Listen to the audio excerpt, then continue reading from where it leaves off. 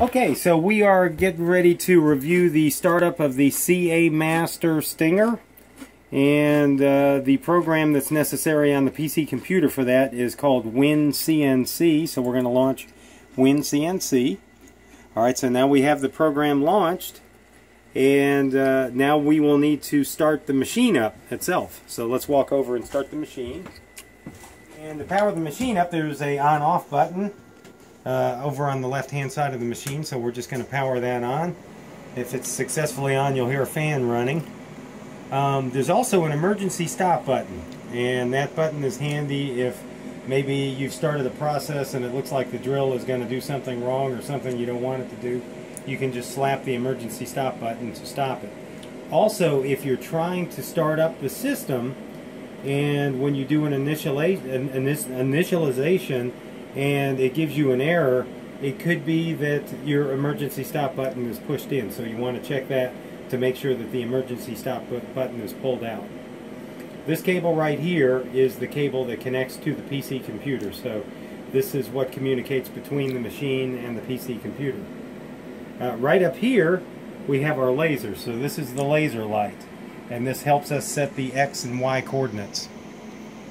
Alright, so we're going to walk back over to the computer now. So the very first thing that we want to do once we power up is we want to initialize the system. So we're going to go ahead and click on initialize, and then if we look at the machine itself, it will just calibrate, and it wants to find the perfect starting point. And this makes sure that both the computer program and the machine are thinking it's at the exact same spot. Okay, so now we have initialized the system. So what we're going to want to do is we need to account for our drill bit size. And you do this by utilizing the attached Z-pad. So this is called the Z-pad, and you want to place this on the surface of the board that you'll be working on. So we're going to set this on the board itself, and then we will actually navigate the router and the drill bit to where we can actually touch that Z-pad. So we'll walk back over to the PC computer, and now I will use the X and Y to basically move this over, and I basically want to line this up to where I can run a test and take the drill bit and touch the Z-pad with it. Okay, so alright, so now that's all lined up. So now back over at the PC computer here, what we will do is we want to select the touch top button.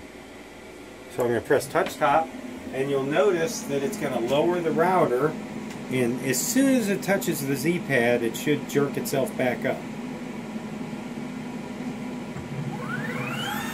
So this sets your Z coordinates.